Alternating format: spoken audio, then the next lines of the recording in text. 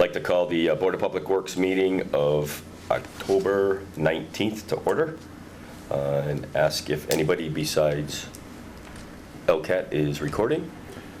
Yes, Robert Parent for the purpose of meeting minutes. Okay. And at this point, we will look for a motion to approve the meeting minutes of September 29th. So moved. Second. All in favor? Any further discussion? All in favor? Aye. Aye.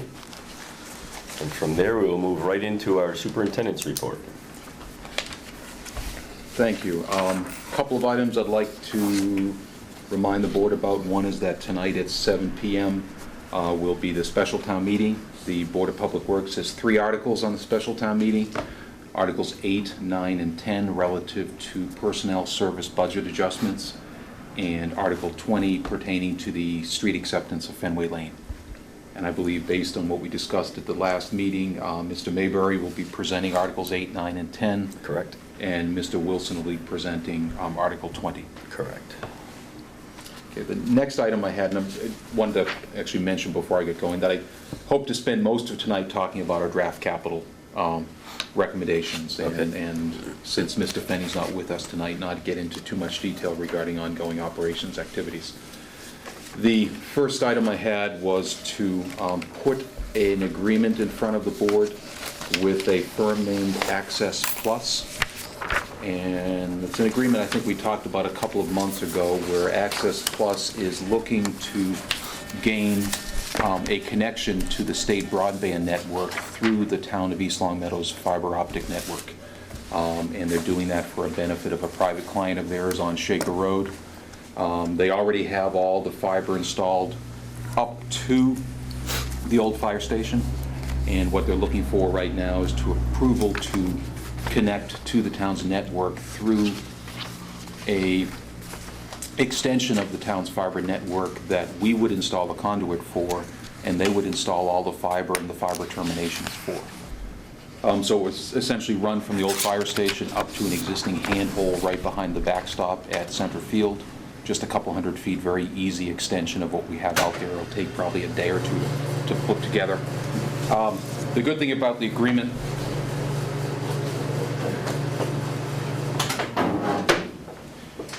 is that it's a limited duration agreement. It's only a 3-year agreement. Relatively small amount of revenue to be realized from the agreement, but at the termination of the agreement, everything that's installed remains in the town's ownership, including the fiber that Access Plus installs, not only for their benefit, but the additional capacity that they install for the town's benefit. So, as I said, there's a small amount of revenue to be realized, and I think the bigger picture is there's improved connectivity of the old fire station to the town's fiber optic network that would ultimately benefit the town. So do you want a motion and signature? Yeah, I'd recommend a motion to Okay. approve the agreement and authorize the chair to sign the agreement on behalf of the board. After the 3-year initial period, is there an extension if they want to? There's no extension provided for, so we could negotiate that at that time. They are strictly looking at, I'm assuming that technology is changing so quickly that they really are, at that point going to look to see what's available to them for connectivity. But given that they've already made the investment at that point, I think the negotiating leverage would be in our interest in that we own everything at that point. Okay. I make a motion that we approve the fiber use agreement and allow the chairman to sign on behalf of the board. Second. Any further discussion? Just a quick question, do we have others that we're already renting, or is this the first one? This will be the first one. That's pretty cool, because, what was it, 6, 8 years ago? We started putting it in, the thought was potentially, this isn't very much money, but the thought was we'd have a network all over the place that, Right. if anybody wanted to connect to, so that's pretty cool. And I did forget to note that this agreement has been reviewed by town council. It was an agreement that myself and Access Plus worked on, and we put it in front of the town council, and he had no comments. So it was a relatively straightforward process to get his approval. Awesome. All in favor? Aye. Aye. Opposed? All right. The next item I wanted to mention, following up on a note I sent out to the board, is that there is a ribbon cutting ceremony scheduled for October 29th at 10:30 a.m. in Hamden at the site of the Altus Solar facility. The ribbon cutting is being set up by Altus, but they're inviting, in addition to ourselves, they're inviting representatives of the town of Hamden, who's the host community. And as a result of being the host community, they have some interest in the facility, primarily, from what I understand, in terms of either, I believe, a payment in lieu of taxes agreement that's been worked out with the town of Hamden. And they're also inviting the town of Belchertown. Given that we committed to take up to 60% of the output of this facility, they secured another municipal off-taker for the facility, and that's the town of Belchertown. So it'll be the three communities there, ourselves, Belchertown, and Hamden, that are scheduled to be at the... Are you available if I'm not? I told Bob I can make it, yeah. I may have a conflict, but if not, I'll be there. 29th, 10... You said 10 Yep, o'clock, 10:30, right? 10:30. 10:30. Yep, I'll be there. Okay. And I did want to note, as we've talked about before, the facility's actually been in operation since the end of July. We were waiting for the credits to begin showing up on our bill, and as of last week, we received the 15 largest accounts that we've allocated credits to.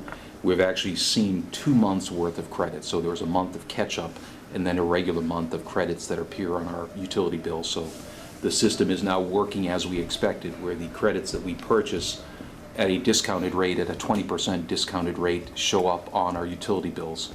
And in fact, because there were 2 months of bills posted against a single bill, our bills actually came in with a negative amount. In theory, as we move forward, once we get beyond that initial double credit, the credits that we received and the payments that we owe should be about the same. Awesome. The next item I had was to go through a review of the financials through essentially the first quarter of the year, a little bit beyond the first quarter.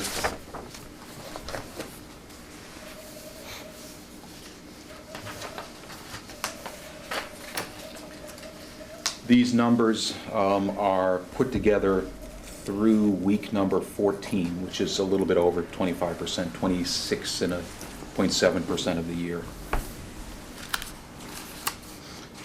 And as we've seen in the past, things are tending to trend pretty well against budget.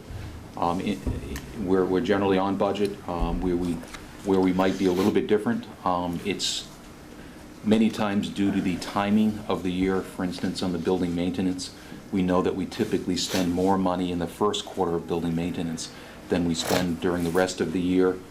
The good news is that this year we've actually spent a little bit less during the first quarter than we spent in the first quarter last year. So, you know, we've been fortunate that we've been able to spend a little bit less and be a little bit better positioned to get through the rest of the year. A couple of things I did want to note is that, and as I've noted in the past, and this should be correcting itself in the next couple of weeks, our labor percentages are somewhat still skewed by the allocation of staff when the enterprise funds were created, because we had to actually have some software changes made that lagged behind the beginning of the fiscal year. We had some portions of labor that were being allocated to budgets that had not included that labor in the budget. So now that we have the programming changes complete, we're allocating labor in the correct locations, and then we have to retroactively move labor that was allocated before the changes were made to the correct budgets. But there's really no significant differences, but if you look in a week or two, you'll likely see the effect of some of that moving of labor around to the correct budgets.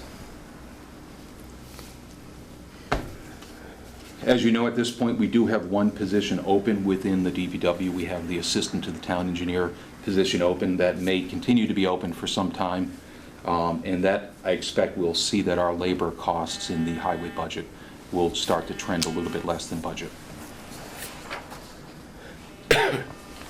We do see a little bit higher energy cost this year than we did last year. There's really two reasons for that. I think one of the primary reasons is that we were able to cover the cost of a utility, the split cost of a utility study that was done at Meadowbrook School.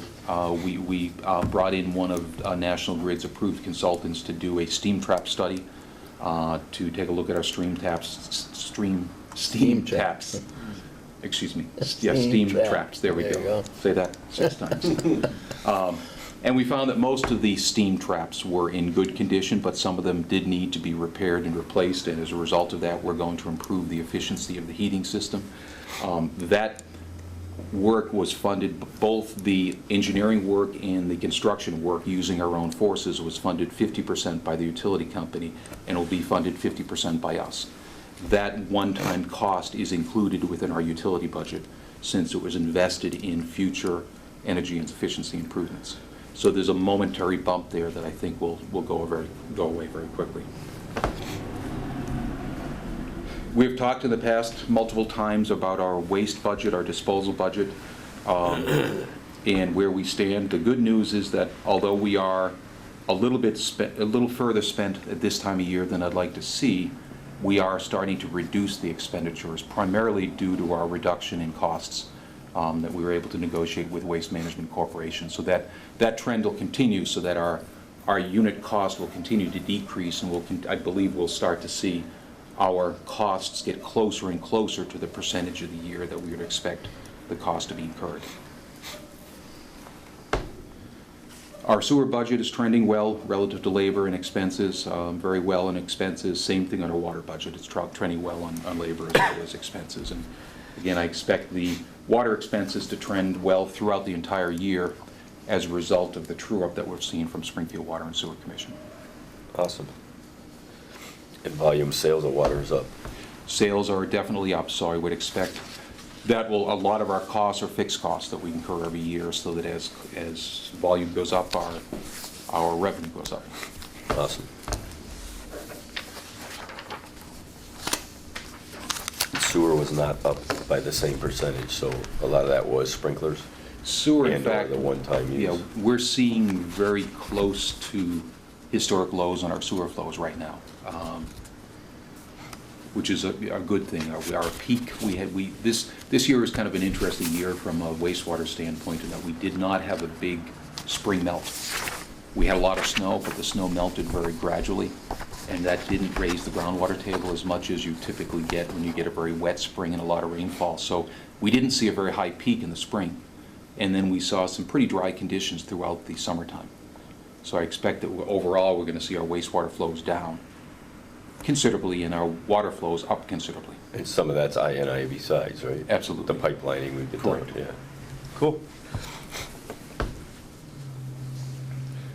I will touch just on a couple of operations items, just to give you a flavor of what's been going on. We've been spending a lot of time catching up on a lot of back-ordered catch basin repairs you'll see around town, a lot of pothole repairs, a lot of tree cutting and limb clearing work orders.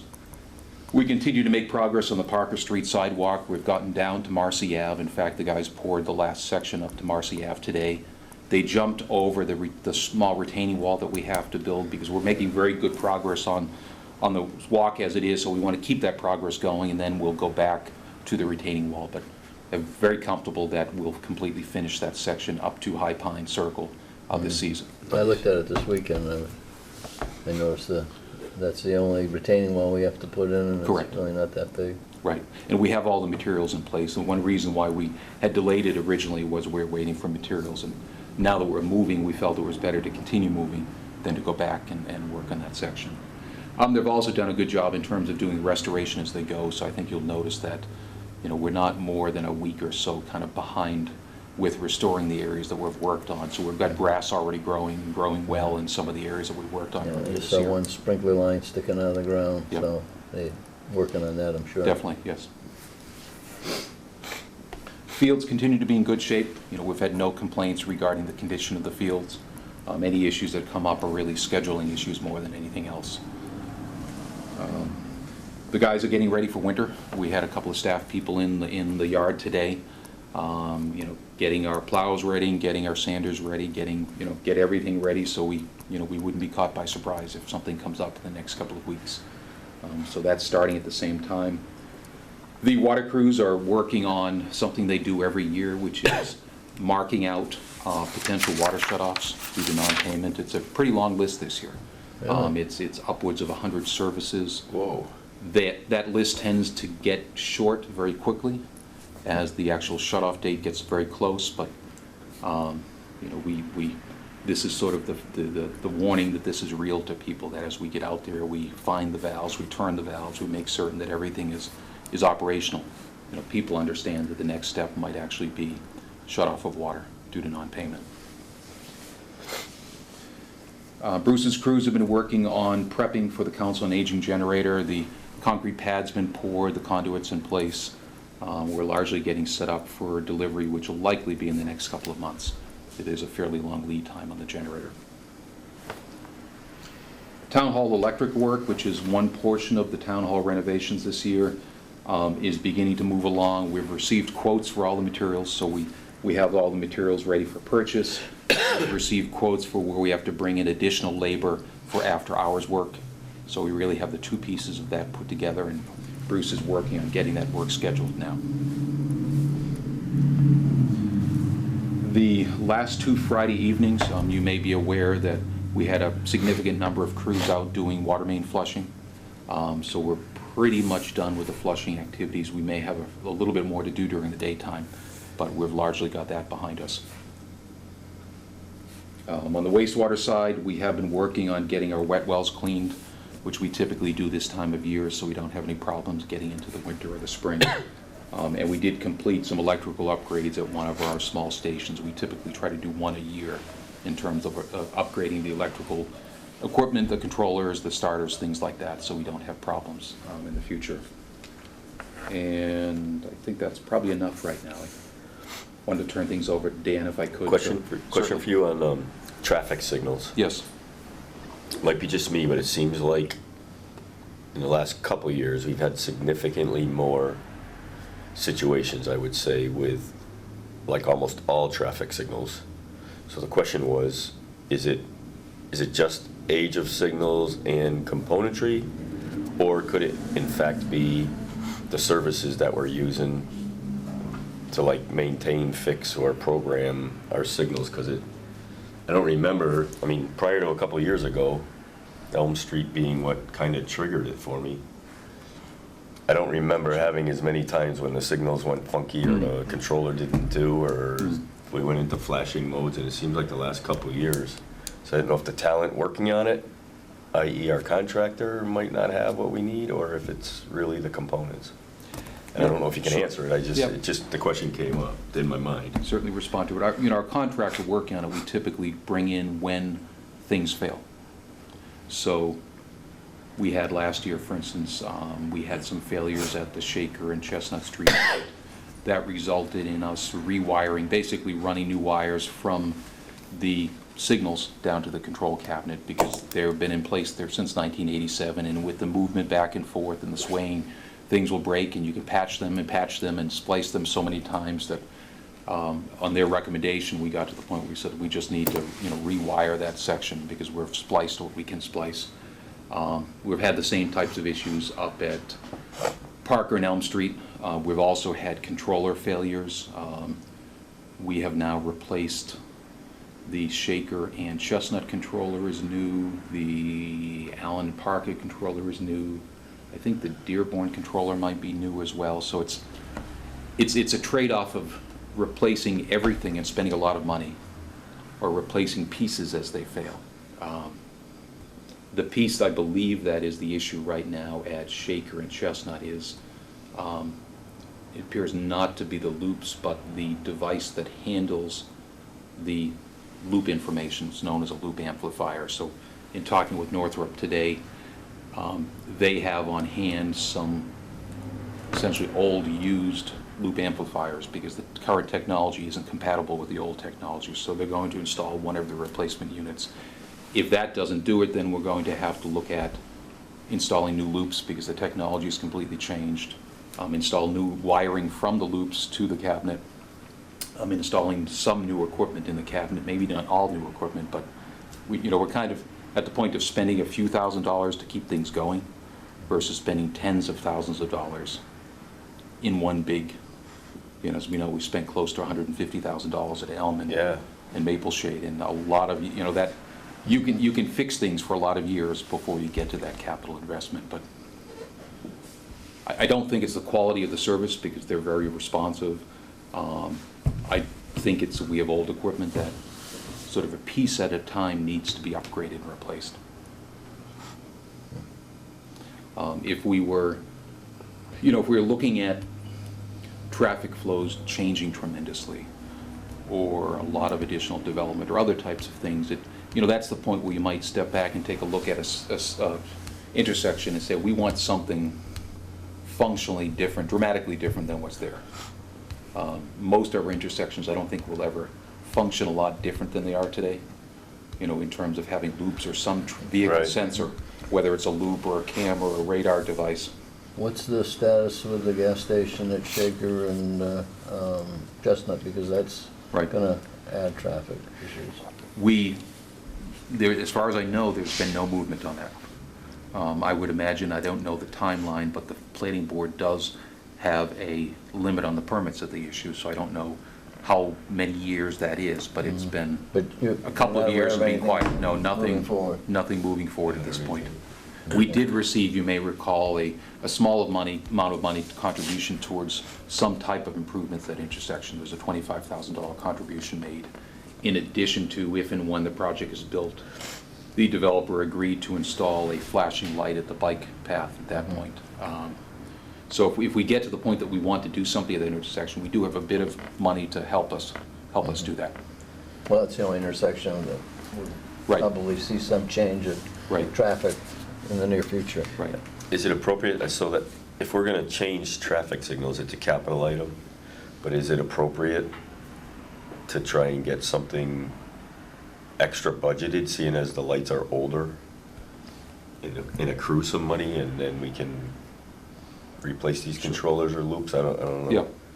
It's a good point to at least make capital aware, and whether it's the need to set aside additional money every year, or maybe the need to do a major upgrade, because at some point, that equipment will need to be replaced completely. Right. Most all of it was installed in 1987, so it's been there for a long time. Yeah, so it was kind of new when I got on the board, I guess. So now it's getting tired already. Yeah. All right.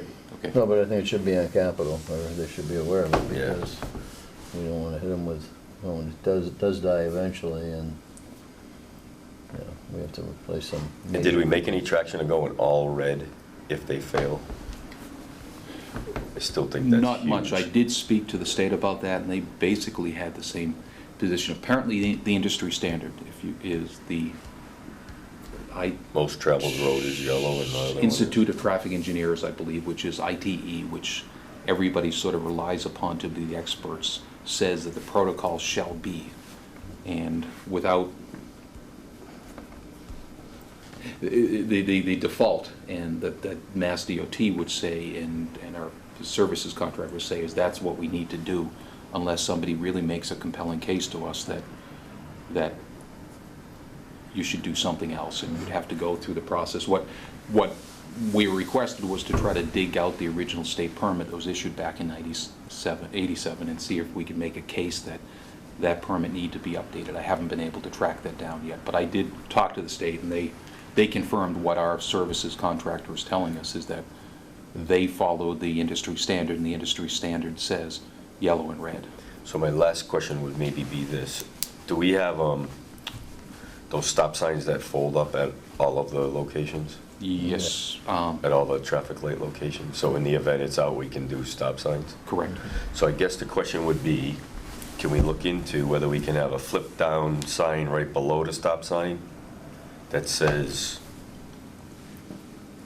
crossing traffic has yellow signal only, or something? I just think it's terribly dangerous, being we live so close to Connecticut, and there's Right. four-way stops all over the place. People from Connecticut, they come, they see a blinking red, they're assuming the other guy's got a blinking red, so they take off, and the other guy's still yellowing his way through, so maybe just when we flip, because of the traffic signal, Yep. do we go out there and flip down the bottom part that says crossing traffic only has yellow signal or something? Yeah. I don't know if it sounds ridiculous, but I just see those. But Wilbraham has one intersection, I know, by the DPW garage there, where Okay. you're coming down It says Stony Hill. crossing only. Yeah, it says, beware that the, It's not an emergency, I the just, other lane is right away, or just not stop or something. There's some, because I'm sure that's what's happened there, people just came right through and thought they were gonna stop too. And I haven't completely given up on it because I agree that particularly given how close we are to Connecticut, it's the norm, that's what people expect. And yellow reds aren't very common in this town. So, that's all. Okay. All right. Okay, I've got Dan. 4 items. Just the paving projects, the road projects are winding down. We've got 2 locations, actually 3. But Millbrook Paving has started, they're out there today placing shims. It's Millbrook Drive, Millbrook Circle, and Hunting Road. They're gonna be out there again tomorrow. They start the structures and the keyways. The tentative paving date is the 28th of this month. So should get that area buttoned up. I'm looking forward to it. The 2 other pieces of Pease Road, we have a 850-foot section, single lane, 9-foot wide, we're gonna mill and pave. And then there's a small section where we did some work last fall on Maple Street over the winter. That one patch we did, that's included as part of an additional milling and paving. So the same type of thing, we'll just mill it down, pave it to match. Is that on the very low end of Maple? Yeah, Like over the hill, down the hill, and as you go around the corner? Right around the Yes. corner, Yeah. yeah. yeah, that long patch. And the benefit there is that Lane can come in with their not full width, maybe it's 6.5 feet wide. isn't it? 6.5 or 7 1/4. And they can come in and square that trench right off and Yeah. get everything level. That's good. Yeah. Okay, so that's it for the paving. Then second, a landfill update. As you know, we've done a fair amount of work out there. We screened 5,000 yards of compost material, consolidated, and we've created some nice organic material for the capping job. The second pad area, I don't know if you've had a chance to go out and see it. Daryl did a great job.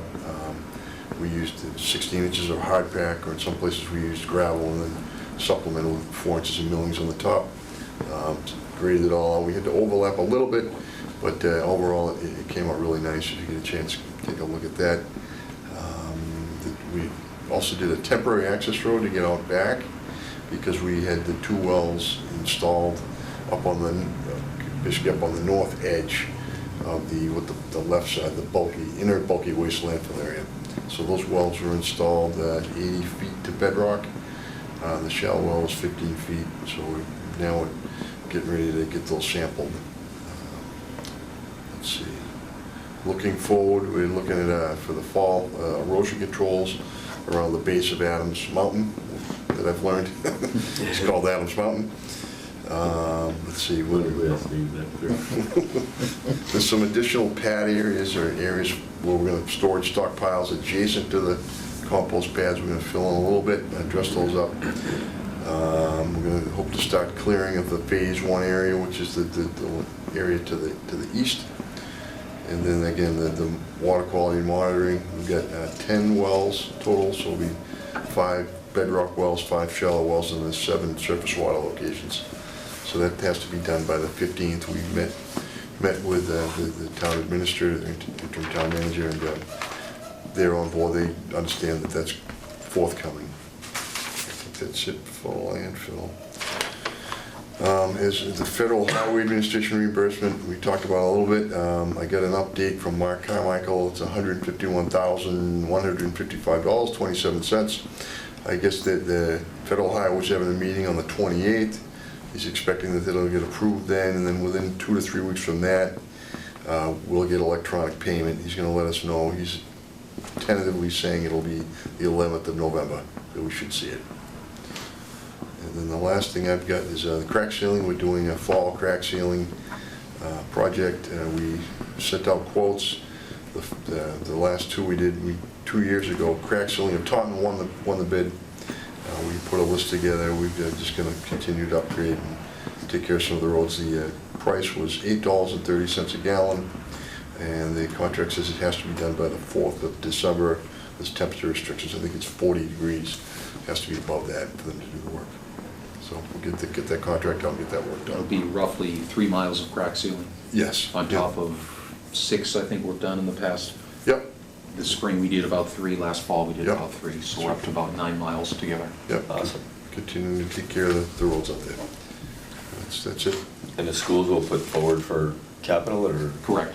next year? Yeah, the thought, and I'll talk a little bit about that right now, is that As the board may be aware, we can only use Chapter 90 money on town-accepted roads. So we can't, for instance, use Chapter 90 money to crack seal school parking lots and town hall parking lots and police department parking lots. And what that means is that not as much funds have been spent on those items. And I think in some places, like the high school parking lot, for instance, we've seen what the effect is over a number of years of not keeping those up to snuff. So just like roadways, we think that we should be focusing some capital on our parking lots that we're also responsible, but the only source of funding for that would be town funding versus Chapter 90 funding. So don't throw anything at me. What's the possibility that there's East Long Meadow High School Way, Meadowbrook Way, Mountain View Way, Police Station Drive? Some of these connect to and from a main street. Is it conceptual we could look into actually making them public ways? I think, well, just as an example, I think the entrance to the elementary school in Sunderland, they did that. They made it a public way. So I don't need an answer sitting here. Sure. I'm just giving you what does it mean to be a public way? And there are, It is like a in front of the public way. police station, it's like in, over, and out. Right. Yeah, Mountain maybe the View front part School of the goes in, around the Right. playground. Right, and- maybe the back parking area, like behind the police station, would not qualify. You wouldn't qualify. But the front part, which was the public So access. to the extent we could look into it, is it a way to stretch a Chapter 90 buck in the future? And it would qualify us for a small A little amount of more additional Chapter funding. 90, because Right. there's another half a mile or a mile if you Right. add up all the schools and Yep. ins and outs. And like even Maple Shade School's got that in and out way. Mhm. Right. And if there's a concern of acceptance at town meeting, the reality is the town already has the responsibility for maintaining those streets. So it's not as if you're taking on a responsibility you don't already have. It's not a private way. Yeah. Right. Ficero Drive, Mr. Wilson Drive, whatever works, right? It's worth, Worth looking at, certainly. yeah, certainly if others have done it, yeah. Yep. All right. I guess what I wanted to do now is to spend some time on the draft, and I'll, reinforce that this is draft capital budget that we've put together. Working backwards from a timeline, we have a deadline of November 6th to submit this to the capital committee. It has to be submitted electronically through. December 6th? Excuse me, November 6th. November 6th? That's right around the corner. Right, so I'm expecting we'll probably try to schedule a meeting sometime earlier that week to be able to finalize the budget and approve it. I'm going to say much of it is very similar to previous years. One of the areas I think I'd really like to get board input at this meeting and following meeting is ranking of some of these items, because that's really what's most important. We know that not every item will necessarily get funded, so where do we place these items, the most important items, is really one of the key decisions that we have to make. Although I'll note last year, for instance, the capital committee did not necessarily use the same rankings that we put forward. So there is, I can't guarantee that just because we rank one item ahead of another item, that that's where it ultimately ends up on their list. So if we want to step through items, page 3 is the building maintenance and other items. The first 3 lines pertain to the town hall improvements. And the town hall improvements, as you might recall, we put forward last year in a 3-year phase project. And I believe ultimately that 3-year phase project was endorsed by both capital and by appropriations. What we're showing here is items number 1 and item number 2 is what we had shown as the 2nd year worth of improvements last year. And that's primarily the fire sprinkler system and additional office renovations, as well as the elevator design work, because that's something that we'll need to get outside assistance on, with year number 3 primarily being the elevator itself. So we do the design in year number 2, and we do the construction in year number 3. Okay. Then moving down the list, item that Bruce has had on here for many years is the energy management system at both the library and the fire department, which we currently do not have tied into our energy management system, and this budget would provide for that. We have, for a number of years, shown, excuse me, 2 projects at Pine Knoll to basically finish Pine Knoll, the administrative administration building as well as the renovation of the shower facilities. I know I can speak for the recreation department and say that they are, they are very,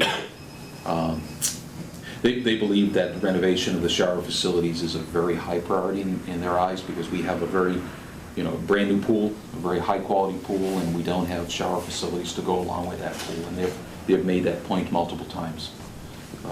So again, there's an opportunity relative to ranking of these items, then ultimately Capital Committee will do their final ranking. The DPW Sidewalk Fund, it seemed as though from our discussions with Capital and other boards last year that there's a desire to continue investing in sidewalk improvements for the foreseeable future, so we've shown that the annual budget here. When we finish Parker Street, we'll have about a year and a half to year and 3/4 worth of funds available to us. And we have talked about moving on to Elm Street as the next phase of sidewalks. And that, from a unit standpoint, will very quickly consume a fair amount of the monies that we essentially have from this current year, as well as what's remaining in the previous year's budget.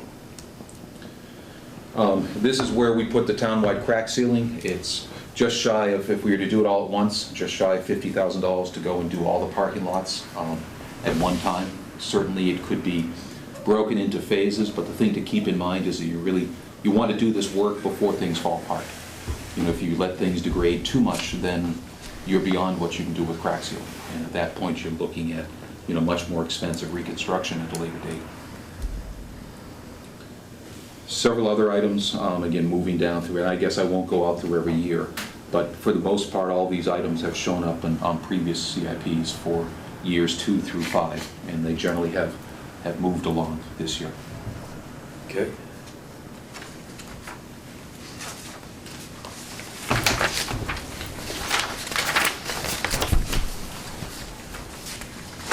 So really the new information here, or the new line item, is the crack ceiling line item. And there's backup information in your package that shows the square footage and rough cost per location. Okay. The next item is on page 25, the next summary.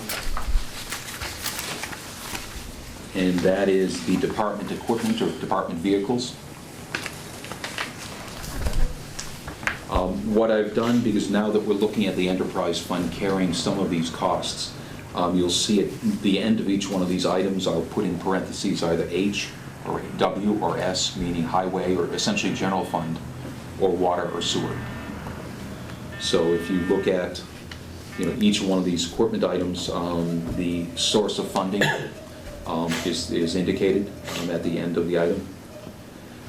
What we have put forward right now in draft form as our highest priority is to replace our large Hustler mower with a new Toro mower.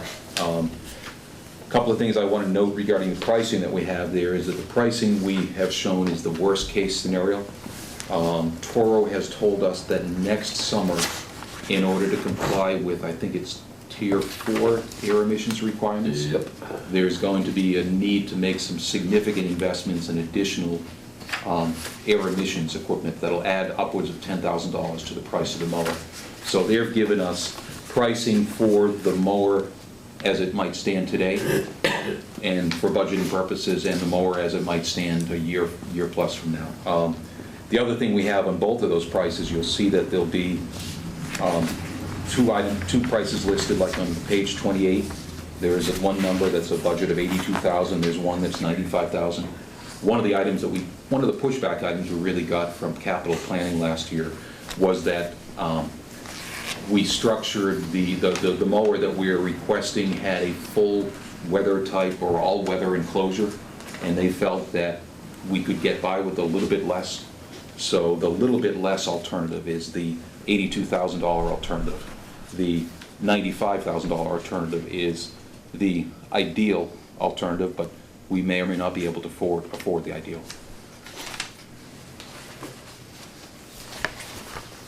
And then you see the same type of breakdown relative to the upgraded piece of equipment with the new air emissions requirements. And you can see the impact that it'll have on the budget. So the number that we're carrying It might right not run as good either. and it may not, we've definitely seen that on some of our newer vehicles with some of the diesel. Over-the-road tractors are having a hard time with it. Right. And that's in fact one of the reasons why we are leaning more towards some of our smaller vehicles staying with gasoline versus diesel, because the diesel emissions requirements are just, Through the roof. yep. And not dependable. Right. Well, it's okay for Volkswagen. As long as they don't need it, it's perfect. Right, Joe? So we're showing the, the higher price, and we'll explain that to capital. This is if we can get this budget approved and we can get the unit ordered soon enough, or at least in the queue soon enough, we may be able to purchase it as the current unit as opposed to the new unit that'll have to be in place sometime next fiscal year. So that would be one of the things, one of the reasons really to push hard to move ahead with this, that we could save $10,000+ by acting this year as opposed to in future years. And that one would be 100% general fund or highway. Yep. What I have done, because I did mention to the board that some of these vehicles we might want to consider splitting the capital cost of the vehicle, where it's a vehicle such as our admin vehicle, similar to our admin staff where we split their time. It may be appropriate to consider splitting the capital cost to give the board a sense of what does water and sewer look like with the vehicle reserve funds that we put in place this last fiscal year. I put together a couple of spreadsheets. The top part of the spreadsheet basically shows, the first sheet I believe you have is the sewer fleet, and shows the vehicles that have been allocated to the sewer division through the enterprise fund, and that both the Board of Selectmen and Board of Public Works agreed to. The second part of that shows the anticipated revenue coming in if we continue this reserve fund going forward in our rate setting process, where we start with a set aside of $35,000 in year one, which is already there. We've set that aside in fiscal year 16, and continue that practice going forward in the future. You can see part way through the life cycle of the fleet. That's really what this is showing, is the complete fleet life cycle. We do dip into the negative in terms of we don't actually bring enough funds in support the vehicles that we need, but so during those years we are utilizing the balance or a portion of the balance of the enterprise fund, but during following years we more than recover what we may need to go into the negative.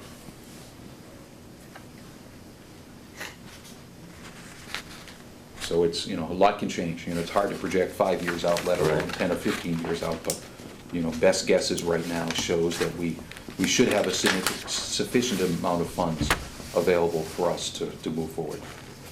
Okay. And I did that, as I said, on the water fleet as well.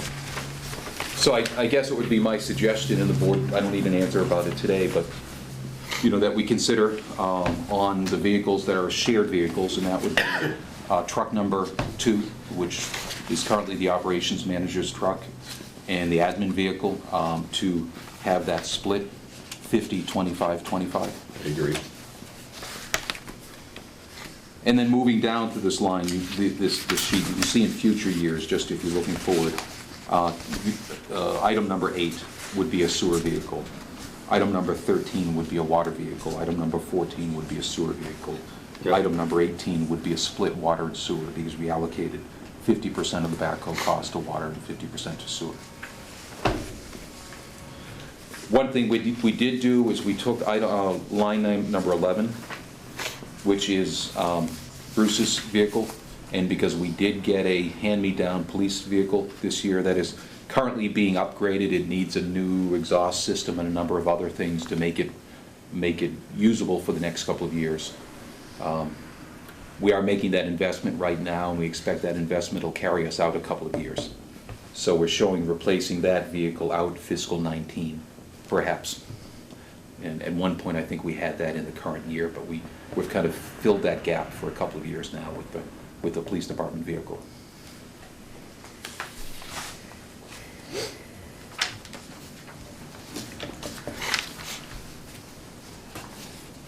So I think that's the vehicle story.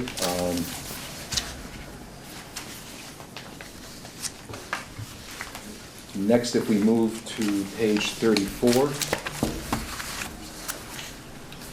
there are some changes on 34, and changes partly in response to what I had heard from the board last year, which is that, from a funding standpoint, we're in a unique time that'll likely continue for some amount into the future, but not forever, where it's the cost of borrowing money is very cheap.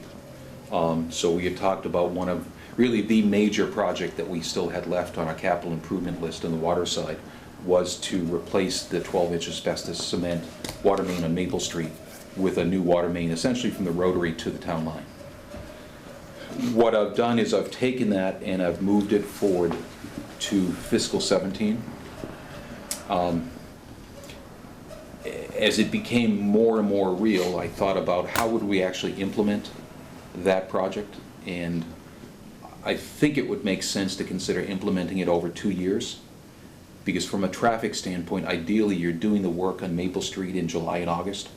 When you consider the amount of traffic that you see in that corridor during the school season, it would be particularly ugly if we were out there, in September and October, for instance, trying to shut down half the street and install water mains. So what I've done right now is I've shown Maple Street as being done in 2 pieces, but it could still be bonded as a single article, so that we're realizing the benefit of the efficiencies or the savings in bonding costs, but the actual implementation over a 2-year period. I just gave you a picture on the next sheet of what that might look like.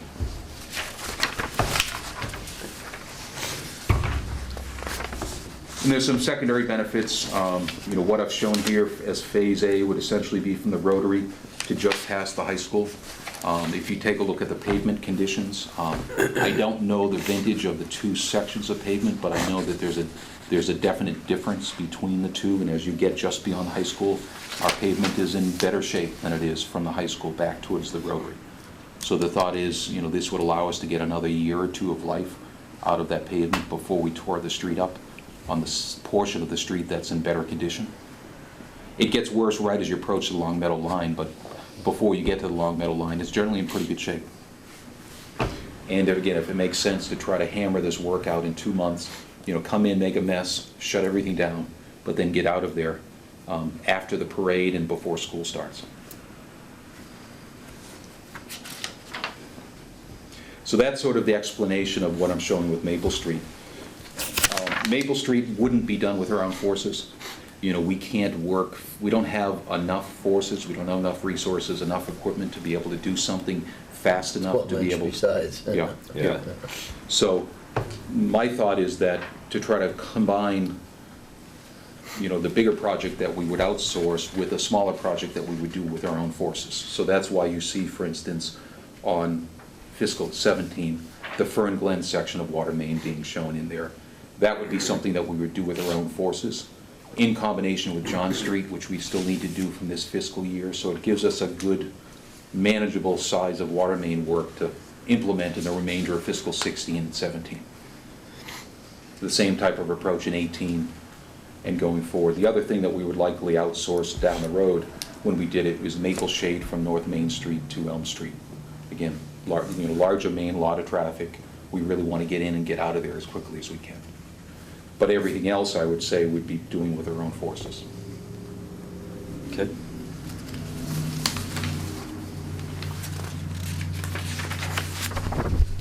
We did try to crystal ball where we might go next 5 years down the road, so there are 2 sections of street that are shown in here.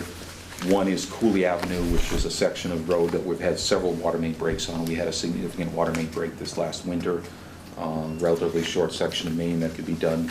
And then building on what we had done a couple of years ago, I believe we put a new 8-inch water main in Lull Street, and Lull Street connects actually to a 4-inch piece of ductile iron pipe that comes down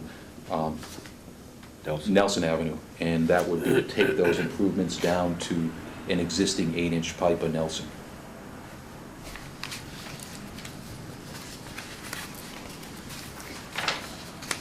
Do you know what the P&I effect is, like, to our, have you done it that far yet? Or? This, if you take a look at the expenditures, it's essentially what we've had in our past budget. It's cut up and shuffled little.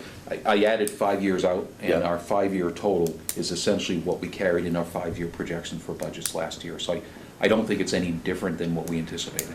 But in the water, so in the water account, right? Right. These, when we fund these, right, they Correct. bond them, and then we get the P&I over a period of time, right? Some may be funded, the smaller ones may not be funded. Okay. The larger ones certainly would be funded, they'd be bonded out 10 years or so.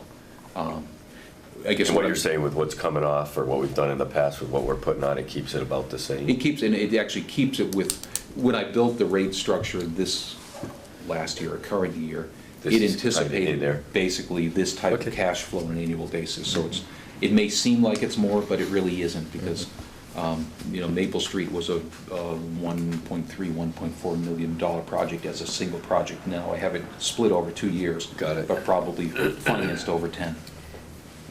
Okay. So the short answer is, I think the P&I impacts are anticipated, and won't be any more than what we'd expected. Okay. But can they do that? I mean, didn't we run into the problem before where you have to stay within your, You can do a you can't couple of approve, things. you can't approve Yeah. a project for 2018 unless we move the whole thing You typically over have here an and say we're gonna do it over Yeah. two seasons. You typically have an 18 to 24-month window, because the financing agency is concerned about arbitrage. You're borrowing money at 0% interest, and you're investing it somewhere and making money, and they don't want municipalities to do that. So you typically have a fixed window. But the other thing you can do is you can get short-term financing, what they call bank authorization ban notes, where you carry them at the beginning of the project, and then you roll the ban into a long-term bond. Right, but I'm saying a town meeting. What are you Oh. saying? No, we're only doing this, this would be one fiscal, this would be another fiscal. It's two different sections of Maple. But then I understand you said you wanted to maybe put it together and do it over a 2-year. I think it's Yeah. worth talking to capital about that. Okay. If we anticipate that bond rates are going to be going up, Oh, I see what you're saying. do we treat this as a single project? Yeah, but Tom, we're gonna have to do it over a 2-year because Right. of the nature of the short window that we can do it in the summertime. Right. And anticipate that we're actually gonna save money by bonding it all right now up front versus. Right. Mhm. So that's their call. Yeah. Mhm. I see what you're saying. So I guess with that, I want to turn things over to Dan and The let him. sewer, you got the I&I going, right? Correct, yeah. Yep. Maybe talk a little bit about what we foresee that being. Yeah, we've taken a look, met with Mike McManus, who's done some of the work. And there's 2 areas that remain that we haven't looked at yet that we think we're beginning to take a look at. And if you look on the map on the second page, figure 1, it's at the 2 white areas, basically to the west is the oldest section, and then the east up in that northeast corner, those 2 areas. In the west is 60,000 linear feet of sewer. On the east side, we think it's 110,000. What we're proposing is to basically do a camera look within all the pipeline in those areas, starting with the western section as it's the oldest section. So we go in, do a video, document the pipe conditions, document leakage, and obviously, hopefully get good spring groundwater conditions to warrant that look. So basically, that's where we'd like to continue the II study. And again, that's spending money that we've had, Right. and with money going forward. And in the past, and without getting into too much detail, we're focused on the other areas that directly flow to our pumping stations. These 2 white areas don't. And we've done a pretty good job of investigating these colored areas, and not to say that there aren't any other issues out there, but the low-hanging fruit have been addressed, and now it's time to move on. Now, again, this only gets done in the springtime when the water flow is spring high water. It's best to look at it. I mean, you really want to, if you get a good season for it, So that's we the time to jump. pass it at the town meeting in May, and then it's not done, the money's available in July, but we don't use it until the spring. Till the following spring. Correct. We do have monies from this year, and Right. one of the questions that had come up was, why haven't we spent the money? And the reason we haven't spent the money is we had, again, what we all thought was going to be a very wet spring that turned into a pretty dry spring, and it would have been a waste of money to get out there and investigate a system when there wasn't much leakage going on. Okay. Okay. And then the second capital item is landfill, and it would be for is phase 2, which we've broken into 2 parts, phase 2A and 2B. If you look on the figure, you may remember it's at that the inert bulky waste area to the left, the yellow area. It's about 2.4 acres, and I included 3 spreadsheets. I've broken the bulky waste area into Phase 2A and 2B. And the cost for fiscal 2017 is estimated at $89,000 roughly, and then $94,000 for the following fiscal year. And those two first spreadsheets assume primarily, or a lot of DPW labor involved with that. We'd be renting some equipment that we needed. But then I've also, similar to what we did last year, we included what it would cost to do it if we hired out completely to do the work. So again, $88,000 Phase 2A, $94,000 Phase 2B, and then we estimate that it's about a $400,000 job if we send it out to private contractor. So it's about a 50% or a little less cost to the town if we use in-house forces. Let's see. One thing to note too is that you may see some of the costs for this next phase increasing because we at this point aren't certain that, for instance, we'll have enough topsoil remaining from our existing stockpiles to close both the, as you see in the map, the green section, which is where we're working on first, and the yellow section. So Dan has built in some line items for topsoil acquisition purchase that we didn't have this first phase, because we're pretty comfortable we generate enough compost, we can manufacture enough topsoil, but we may not have enough, so we may have to incur some additional cost for that second phase. Can we bring it in and generate it ourselves? Is there any way of We- encouraging some of the landscapers to bring us some extra fall? Yeah, we can, we get an awful, we get about as much as we can handle right Okay. now All with right. the grinder that we have on site. Mhm. We wanted to be on the safe side, once we get up there and we start moving, the surplus material around, we start because right now we have a large pile of compost and we have to go through the process of blending the compost with soil to create topsoil, because we don't want to use the compost 100% because it's a waste of that resource. So we have to get through that, and we'll have a better understanding as we're partway through how far we get with what we have. But we're crystal balling out quite a few months, so we figured we're better off assuming we may have to bring in topsoil then. And we'll keep taking everything we can get, without a doubt, and continue to manufacture as much compost as we can on site. We can certainly use it to the maximum extent that we can. Yeah. You'll note, if you, I'd suggest you get a chance to get up there, because the site looks completely different now, because all the windrows that used to be out there and occupied are all gone. That's all screened, it's all stockpiled in a large pile of compost, and we'll be starting to build new windrows. But one of the things we have to keep in mind is that one of the conditions of the permit is that any new material storage that we have on that site, essentially on top of the old landfill, the state now wants us to put in a barrier layer there. So, anywhere we work now, we're going to have to basically put down a foot of material to protect the cap that's underneath it, and that'll be going long term. So you're going to see the grade of that site coming up as we build new kind of working areas within that site. Correct. With the orange or whatever material to Correct. signify that you're breaking the cap, right? Right, underneath. And so that's basically what we've got. Awesome. And we'll be taking this, I'll be meeting, I believe the Board of Selectmen is on the 26th, in their next scheduled meeting, so, we're not looking for the Board of Public Works to endorse this, because it's not our issue directly, but we wanted to make you aware of what we would be taking to the Board of Health for their endorsement. Excellent. I think that's everything we have. Anything else you have? No? November 3rd, Tuesday? November 3rd, Tuesday, that would work to get us our approval for Yes, this? timing works perfectly. Can't do it, that's election day. Good point. Well then, Fourth, the second? want to do another Monday? Yeah? November 2nd? November 2nd? November 2nd? November 2nd. Mm-hmm. Our next meeting will be November 2nd. Anything else? No, motion to adjourn? Second? Any further discussion about that? No, All in favor? aye. Aye. All right.